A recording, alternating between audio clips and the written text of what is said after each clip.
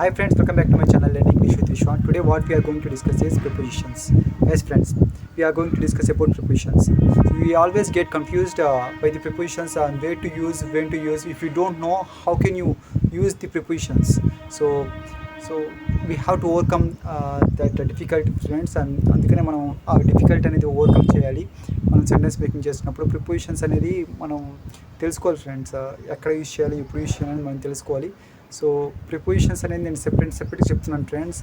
So మొత్తం ఒకేసారి చెప్పకుండా మీకు కన్ఫ్యూజ్ అవుతారు ఒకేసారి చెప్తే, అందుకే నేను మీకు సెపరేట్గా చెప్తున్నాను ఇప్పుడు. సో మనం డిస్కస్ చేయబోయేది ప్రిపోజిషన్స్ ఆఫ్ టైం గురించి ఉన్న ప్రిపోజిషన్స్ అనేది మనం ఇప్పుడు తెలుసుకుందాం ఫ్రెండ్స్. ఆ టైం గురించి మనం prepositions of time. So time ఉన్నప్పుడు మనం యూజ్ చేస్తాము. ఆ టైం అనే దాని గురించి మనం ప్రిపోజిషన్స్ అనేది ఎలా యూజ్ చేస్తామో తెలుసుకుందాం. సో ప్రిపోజిషన్స్ అంటే ఏంటి ఫ్రెండ్స్? ప్రీపోజిషన్స్.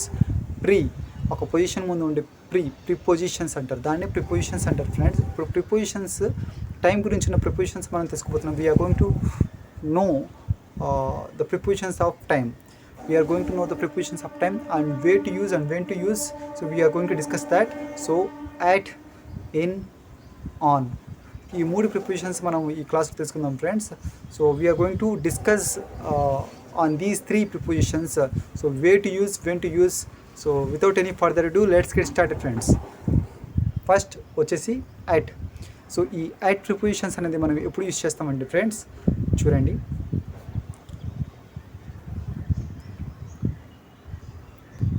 ఫ్రెండ్స్, ఈ అట్ ప్రిపోజిషన్స్ అనేది ఎప్పుడు యూజ్ చేస్తామంటే సింపుల్గా గుర్తుపెట్టుకోండి. సో ఈ టైంలో మూడింటికి గురించి మనం ఈ 3 ప్రిపోజిషన్స్ అనేది యూజ్ చేస్తాము. కానీ అట్ యూజ్ చేసినప్పుడు అవర్స్, మినిట్స్, సెకండ్స్ ఎక్కడ కనబడినా మీరు అట్ అనేది ప్రిపోజిషన్ అనేది జాయిన్ చేయండి ఫ్రెండ్స్. ఫస్ట్ స్టార్టింగ్లో పెట్టండి friends. Hours at 6 o'clock, at 7 o'clock, at 8 o'clock, at 8:30. So I go to office at 8:30 daily. అర్థమవుతుందా friends? at 8:30. She goes to school at 6 o'clock in the morning. The shop opens at 6:30. ఇక్కడ hours కనపడుతుందా friends? 6:30. 6 hours కనపడుతుంది, minutes కనపడుతుంది, seconds కనపడుతుంది. ఎప్పుడైనా మనకి hours, minutes కనపడినప్పుడు మనం at అనే ప్రిపోజిషన్ని దాన్ని జాయిన్ చేయాలి ఫ్రెండ్స్. ఇది బాగా గుర్తుపెట్టుకోండి. మీకు తెలుసు ఇది, కానీ నేను చెప్తున్నాను ఫ్రెండ్స్. నేను లైన్ బై లైన్ చెప్పుకుంటూ వస్తున్నాను. చూడండి ఫ్రెండ్స్, ఎప్పుడైతే మనకి అవర్స్ కనపడతాయో, so I go to office at 8:30 in the morning. అర్థమవుతుందా ఫ్రెండ్స్? సో ఇప్పుడు 6:30, at 6:30, at 7:30, at 8:30, at 10 o'clock, at 11 o'clock, at 12 PM. ఇప్పుడు at 12 PM వచ్చింది కదా ఫ్రెండ్స్. తర్వాత 1 o'clock, 2 o'clock, 3 o'clock, at 6 PM. తర్వాత at 7 PM, at 9 PM, at 10 PM, at 11 PM, at 12 PM. So 24 hours. ఈ అవర్స్లో, మినిట్స్లో మనం ఎప్పుడున్నా ఎట్ ప్రిపోజిషన్ అని పెడతాము. అర్థమవుతుందా ఫ్రెండ్స్ నేను ఏం చెప్తున్నాను? So I go to office at 6:30. For suppose example చెప్తాం అనుకున్నాం. I'm making this video at 11 o'clock. So I'm making this video at 11 o'clock. Now it is time at 1:30. So time ఎప్పుడైతే అవర్స్లో, మినిట్స్లో కనబడుతుంది అట్ అనే ప్రిపోజిషన్ మనం వాడాలి. ఇది బాగా గుర్తుపెట్టుకోండి ఫ్రెండ్స్. ఇప్పుడు సో 6 నుంచి మనం ఈ 24 అవర్స్ ఉన్నాయి కదా ఫ్రెండ్స్. సో రాత్రి 12 గంటలకు ఈ 24 అవర్స్లో మనం అట్ అనేది ప్రిపోజిషన్ అది యూజ్ చేస్తాం. ఈ 24 అవర్స్ తర్వాత 24 అవర్స్ ఏమవుతుంది? ఈ 24 అవర్స్ అనే టైం ఏమవుతుంది? ఒక డే అవుతుంది, ఒక రోజు అవుతుంది, ఒక డేట్ కూడా అవుతుంది, ఒక వారం అవుతుంది, ఒక రోజు అవుతుంది. వారాన్ని ఏమంటారు? Sunday, Monday, Tuesday, Wednesday, Thursday, Friday, Saturday. అర్థమవుతుందా friends? Sunday, Monday, Tuesday, Wednesday, Thursday, Friday, Saturday, మళ్ళీ సండే. అలాగే 2వ తారీఖు, 3వ తారీఖు, 4వ తారీఖు అంటాం కదా. 2nd, 3rd, 4th, 5th April, 6th April, 7th April, 14th April ఉందా ఫ్రెండ్స్. సో ఈ డేట్ని తర్వాత డేని తెలియజేసినప్పుడు మనం ఏ ప్రిపోజిషన్ యూజ్ చేస్తాము? ఆన్ అనే ప్రిపోజిషన్ యూజ్ చేస్తాం ఫ్రెండ్స్. సో సింపుల్గా చెప్తున్నాను చూడండి. టైం యూజ్ చేస్తున్నప్పుడు అవర్స్ మినిట్స్ మనం యూజ్ చేస్తున్నప్పుడు అట్ ప్రిపోజిషన్ అనేది యూజ్ చేస్తాం. at 6:30, at 7:30, at 12:30 PM. ఇప్పుడు అదే ఈ 24 గంటలు ఒక రోజు అవుతుంది, ఒక వారము అవుతుంది. అంటే ఇవాళ 14th ఏప్రిల్ అవుతుంది అనుకోండి, 14th ఏప్రిల్ అవుతుంది, అదే గురువారం కూడా అవుతుంది ఆ 24 గంటలు. అప్పుడు మనం ఏం యూజ్ చేస్తాం? అప్పుడు ప్రిపోజిషన్ ఆన్ అనేది యూజ్ చేయాలి. Then we have to use on preposition. So on Monday, on Sunday, on Tuesday, on Wednesday, on Thursday, on 2nd April, on 14th April, on 16th April, on 31st. అర్థమవుతుందా friends? డేట్కు ముందు, తర్వాత రోజుకు ముందు మనం on అనేది use చేస్తాం prepositions. ఇలా గుర్తుపెట్టుకోండి ఫ్రెండ్స్. మీకు ఇప్పుడు మనం టైం, మనం అవర్స్, తర్వాత మినిట్స్ వచ్చినప్పుడు మనం ఎట్ అనే ప్రిపోజిషన్ యూజ్ చేస్తాం. అలాగే రోజు, సో ఏ రోజు వచ్చింది, శుక్రవారం వచ్చిందా, శనివారం వచ్చిందా, ఆదివారం వచ్చిందా, అప్పుడు మనం ఆన్ అనేది యూజ్ చేస్తున్నాం. అలాగే డేట్ 1st తారీఖు వచ్చిందా, 2nd తారీఖు వచ్చిందా, 4th తారీఖు వచ్చిందా అన్నప్పుడు ఆన్ అనేది యూజ్ చేస్తున్నాం. On 2nd April, on 2nd April, on 31st March. అర్థమవుతుందా ఫ్రెండ్స్? ఇప్పుడు ఈ ప్రిపోజిషన్ యూజ్ చేస్తాం.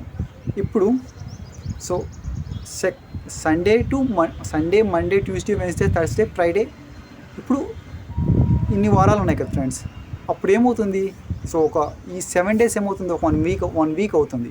అంటే అప్పుడు ఏమవుతుంది? డ్యూరేషన్ ఆఫ్ టైం అవుతుంది అక్కడ. సో టైం అనేది డ్యూరేషన్, అక్కడ ఒక డ్యూరేషన్ ఆఫ్ టైం అనేది ఉంది అక్కడ. సో ఒక వారం అనేది ఒక 7 రోజులు, ఈ 7 రోజులు ఒక వారం అవుతుంది. ఆ వారాన్ని ఒక డ్యూరేషన్ ఆఫ్ టైం అంటారు. 1st తారీఖు నుంచి 31st వరకు ఒక 1 month అవుతుంది. అప్పుడు ఏమవుతుంది? అక్కడ ఒక 1 month డ్యూరేషన్ ఉంది, డ్యూరేషన్ ఆఫ్ టైం ఉంది. టైమే అవుతుంది ఫ్రెండ్స్, మొత్తం టైమే. ఇప్పుడు 6:30 ఒక రోజు, 24 గంటలు ఒక రోజు అవుతుంది. ఆ రోజుని మనం ఈ ఆన్ ప్రిపోజిషన్స్తో యూజ్ చేస్తున్నాము. అలాగే అలా ఒక వారం అవుతుంది, సోమవారం అవుతుంది ఆ రోజు, అప్పుడు మనం ఆన్ అనే ప్రిపోజిషన్ యూజ్ చేస్తున్నాము. అలాగే ఒక రోజు, 7 రోజులు, ఒక 1 వీక్ అవుతుంది. అప్పుడు ఏమవుతుంది? అక్కడ ఒక డ్యూరేషన్ ఆఫ్ టైం అని ఉంది. ఆ డ్యూరేషన్ ఆఫ్ టైం ఉన్నప్పుడు యూజ్ చేస్తున్నప్పుడు మనం ఏమి ప్రిపోజిషన్ యూజ్ చేస్తాము? ఇన్ అనే ప్రిపోజిషన్ యూజ్ చేస్తాము. అది ఎలాగా? In the week, in this week. So I will do that work in this week. ఈ వారంలో నేను ఆ పని చేస్తాను. In this week. So she has come in this month. ఆమె ఈ మంత్లో వచ్చింది. She has come in this month. అర్థమవుతుందా friends? She has come in this month. So month చెప్తున్నప్పుడు ఇన్ అనేది యూజ్ చేస్తాం ఫ్రెండ్స్. ఇక్కడ డ్యూరేషన్ ఆఫ్ టైం అనేది కనపడుతుంది కదా ఫ్రెండ్స్. సో వారం, సో వారం మొత్తం in this week duration of time కనబడుతుంది. సో ఇన్ 2010 అని చెప్తాం కదా. So we went they in 2010. మేము అక్కడికి వెళ్ళాము ఇన్ 2010 అనేది ఇక్కడ డ్యూరేషన్ ఆఫ్ టైం. దాంట్లో ఆ 2010లో సో ఎన్ని రోజులు కనపడుతుంది, ఎన్ని గంటలు కనపడుతుంది, ఎన్ని నెలలు కనపడుతుంది. సో చాలా డ్యూరేషన్ ఆఫ్ టైం అనేది ఉంది ఆ 2010లో. She was born in 2010. ఆమె 2010లో పుట్టింది. She was born in 2010. 2010లో పుట్టింది. ఆ 2010లో డ్యూరేషన్ ఆఫ్ టైం ఉంది, చాలా రోజులు ఉంది, కాలం ఉంది, చాలా కాలం ఉంది. చాలా కాలం కనపడుతుంది కాబట్టి మనం ఇన్ అనేది యూజ్ చేస్తున్నాం. డ్యూరేషన్ ఆఫ్ టైం అనేది అక్కడ కనపడుతుంది కదా ఫ్రెండ్స్, అందుకే మనం ఇన్ అని యూజ్ చేస్తున్నాము. So I will come in the next year. Next ఇయర్లో కనపడుతుంది. నెక్స్ట్ ఇయర్ అంటే ఎన్ని రోజులు కనపడుతుంది, ఎన్ని నెలలు కనపడుతుంది, అందుకే దాన్ని మనం డ్యూరేషన్ ఆఫ్ టైం అన్నాం. అందుకని ఇన్ అనేది యూజ్ చేస్తాం ప్రిపోజిషన్. అర్థమవుతుందా ఫ్రెండ్స్? సో అదే నేను ఏమంటాను, I will come on Friday వస్తాను, ఆన్ అని వస్తుంది. సో డేట్ వచ్చినప్పుడు, డే వచ్చినప్పుడు అనేది యూజ్ చేస్తాం. I will come on Friday. I will come on 2nd March. 2nd March నేను వస్తానని చెప్తాను. I will come next year. I will come in the next year. Next ఇయర్లో వస్తానని చెప్తాను. ఇక్కడ డ్యూరేషన్ ఆఫ్ టైం ఎక్కువ కనపడుతుంది. I will come in the మార్చ్లో వస్తానని చెప్తాను. మంత్ చెప్తున్నప్పుడు ఎక్కువ డ్యూరేషన్ ఆఫ్ టైం ఉంది, ఎన్ని రోజులు ఉంది, ఎన్ని గంటలు ఉంది, ఎన్ని వారాలు ఉన్నాయి. ఇన్ ద మంత్ అని చెప్తాను. In the March. In the September. I will come in the September. అర్థమవుతుందా friends? I will come on Saturday. నేను సాటర్డే వస్తాను రోజు. ఐ will come on 2nd April. నేను 2nd ఏప్రిల్న వస్తాను. డేట్ అర్థమవుతుందా friends? I will come at 6:30. నేను టైం, అవర్స్, మినిట్స్ చెప్తున్నాను. I will come at 6:30. అర్థమవుతుందా ఫ్రెండ్స్? ఎందుకు టైం ఇప్పుడు మనం ఎట్ ప్రిపోజిషన్ ఎప్పుడు యూజ్ చేస్తాము? Hours. I will come at 6:30 in the evening. In the evening చూసారా, డ్యూరేషన్ ఆఫ్ టైం.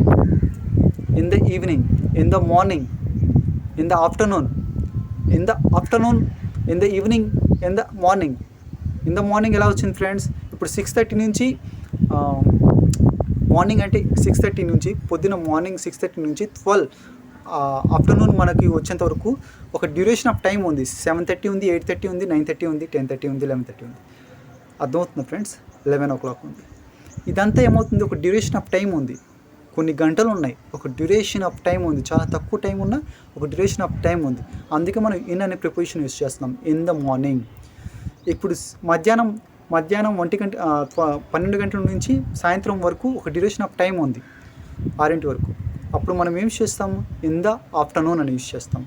అదే సాయంత్రం నుంచి రాత్రి వరకు ఒక డ్యూరేషన్ ఆఫ్ టైం ఉంది, ఇన్ ద నైట్ అని యూస్ చేస్తాం. అర్థమవుతుందా ఫ్రెండ్స్? ఎందుకు in the morning, in the night, in the afternoon ఎందుకు యూస్ చేస్తారు? డ్యూరేషన్ ఆఫ్ టైం బట్టి.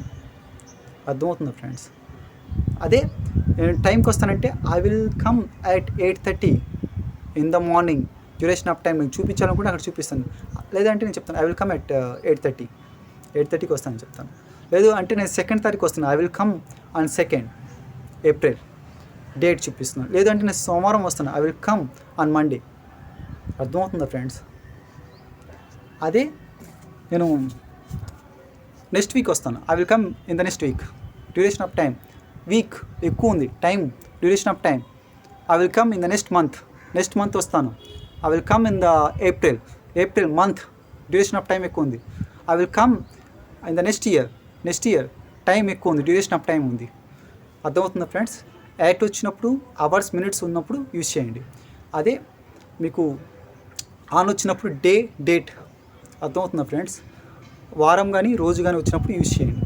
అదే మీకు డ్యూరేషన్ ఆఫ్ టైం వచ్చినప్పుడు ఇన్ అనేది యూజ్ చేయండి. ఈ డ్యూరేషన్ ఆఫ్ టైంలో ఇప్పుడు మార్నింగ్ అన్నప్పుడు కొంత సమయం ఉంది, అప్పుడు కూడా ఇన్ ద మార్నింగ్ అని యూజ్ చేయండి. ఆఫ్టర్నూన్ అప్పుడు కూడా డ్యూరేషన్ ఆఫ్ టైం చూసి ఇన్ ద ఆఫ్టర్నూన్ అని యూజ్ చేయండి. అలాగే ఇన్ ద నైట్ అనేది కూడా యూజ్ చేయండి, డ్యూరేషన్ ఆఫ్ టైంలో వస్తుంది. తర్వాత ఇన్ ద నైట్ అనేది యూజ్ చేస్తారు కదా ఫ్రెండ్స్, అట్ నైట్ అని కూడా వస్తుంది, అట్ నూన్ అని వస్తుంది. అట్ ఆఫ్టర్నూన్ కాదు, అట్ నూన్ అని వస్తుంది. At noon, at night, at midnight అని వస్తుంది. అట్ మిడ్ నైట్ అనేది ఎందుకు వస్తుంది అంటే ఫిక్స్డ్ టైం, అది fixed time friends. So duration of time కాదు.